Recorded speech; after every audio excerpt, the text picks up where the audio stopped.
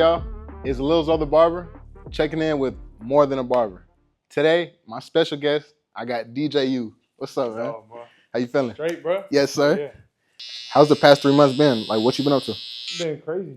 Most part just in Cali training for the draft. How does football feel now that you're older and it's your job now? I mean, in college it was your job as well. Yeah. But now you're taking this as a career, and how does your body feel? How does your mental feel after those years of college? I think the biggest thing, body feels good. I ain't gonna lie, it's nice to get out of college lifting and all the running. I don't miss all the winter workouts. I would say, like, in college, you back squatting like max, like heavy ass weight 2 times a week. I mean, the lifts I'm doing now, I'm getting stronger and stuff, but it's not like what we're doing in college, which is nice, you know, because like your body hurting. Right. Like you get straight off the season, you go straight into working hella hard, sprinting, like conditioning, all that. But obviously, I'm in shape right now, good shape and stuff like that. But the training load's a little different. I feel like you don't got to put as much strain on your body. no, you're not. Because at the end of the day, a lot of these guys at NFL, man, they out here, they working. Yeah, everyone working their butts off, but they're doing it a lot smarter. In high school, you look like you were running at least a 4.5. No. You were running sorry a 4.5? for the camera. Yeah, nah, hell no. You were making like these crazy cuts, Hell no. hurdling people. Nah, I was no near 4.5.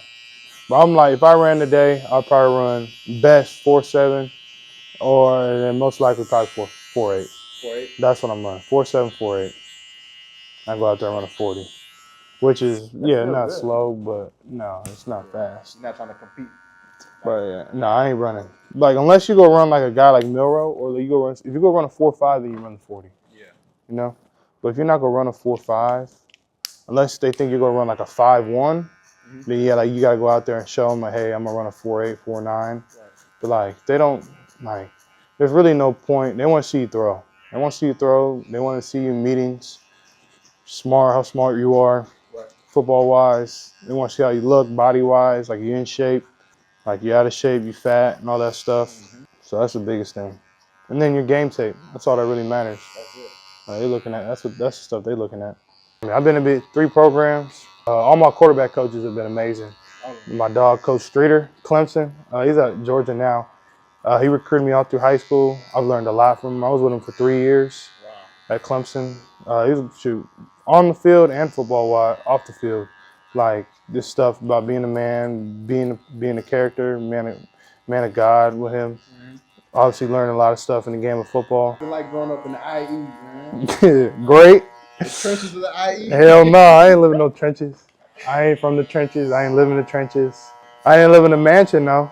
But nah, yeah, I lived in. What was life like growing up? Did you grow up middle class, poor, rich? How did you grow up? No, I wouldn't say. I'm definitely wouldn't say my family were poor. I wouldn't say we were rich. I say like middle class, poor. I don't know. I don't want to say poor is not even the right word. Right. Like, you know, I feel bad. Like people say they grew up poor. Like, no, I don't want to say that because my parents, they worked hella hard for me and my brother to be able to put food on our plate, have a house over our head, be able to do everything that we wanted to do. Right. No, yeah, my dad, he worked his butt off. My mom did too.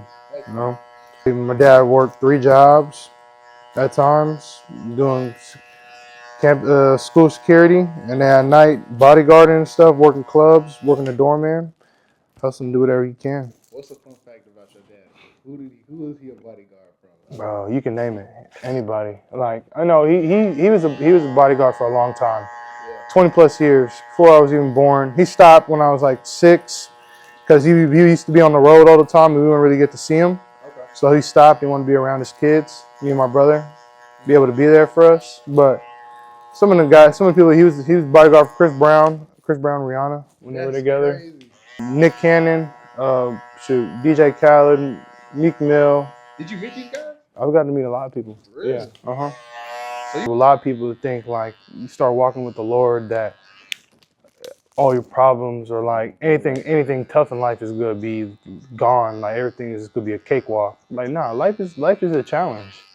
And the main thing though is that when you're going through those trials, tribulations, hard times in life, you got somebody to be able to lean on. You got someone to be able to give your problems to, be able to talk to, ask for advice, read the word. The biggest thing is someone to lean on. You know, obviously you got parents, you got family members, friends you can lean on, talk to, but also you also got Jesus. Be able to lean on and like, hey Lord, you know, I'll just give you my problems. Let's leave it up to you. You know, like truly being able to like lean on somebody, lean on the Lord, be able to have Him in your life, and be able to just trust that He knows what's best for you. I feel like, yeah, there's been hard times in my life where I feel like, yeah, like you got adversity. Everyone goes through adversity.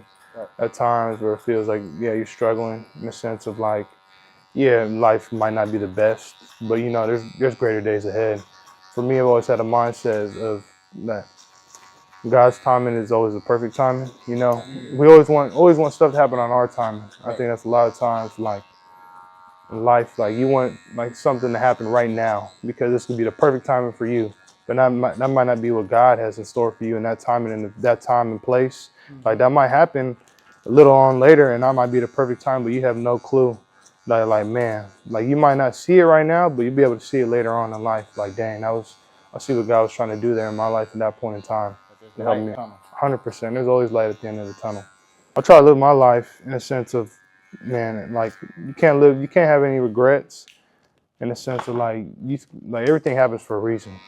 Like, that's one big thing I always live by is like in my life, if something goes wrong, something good, like everything happens for a reason. And I know that God has a plan for me, everything in my life, that I just gotta be able to trust it and walk His walk. And things might not be going now or might be going great, but I just know each and every day is a new day, and I'm blessed to be able to be living and speaking, hanging out with you, my dog Zoe, in this studio, and that's the biggest thing. Heck yeah, man. I appreciate you pulling up too. Yeah.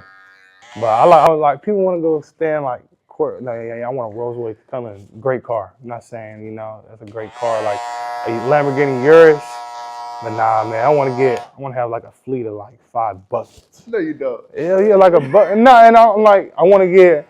I like old school cars, you know. Like for me, my favorite car is not a bucket, but is a 96 Chevy Impala. Okay. Hell yeah, I want to put some 22s on it. I felt like you told me a Buick last time. Bro, I do like the Buick LeSabre. What is it, LeSabre? No, LeSabre?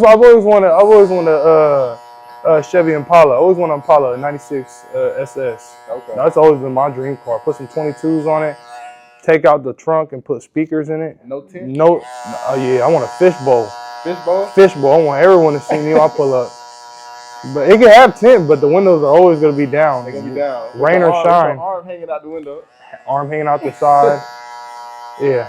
But I definitely want I want to get like some buckets. Like cars like old and just put some rims on it. You know what I'm saying? Like a Buick LeSabre. Like people don't even know what a Buick LeSabre. That thing looks like a boat. What was your first car you bought in college? I bought a BMW. Yeah, I bought a BMW this past year. I bought a BMW, and then yeah, I bought a 530. Okay. Nice car, man. Yeah. What made you pick BMW instead of everybody wants a Scat Pack, Hellcat? Yeah, I like the Scat Pack, Hellcat, but you know, I feel like everybody got that in college. Yeah. Is there anything you want to say to your fans and supporters going in to the NFL draft and to your next journey? Shoot, I mean, yeah, I feel like I appreciate all my family, my supporters, everyone that's helped me out in my life and my career, going towards each and every step of the way. There's a lot of people that helped me out in my life, you know. I feel like it was a village that's able to get me to this position, point in my life and my career. So there's a lot of thank you, a lot of gratitude to all those people out there. I appreciate you for pulling up on me. Hell yeah. And Appreciate you, luck in this draft. Much love. Episode 2, DJ U, man. More than a barber, bruh.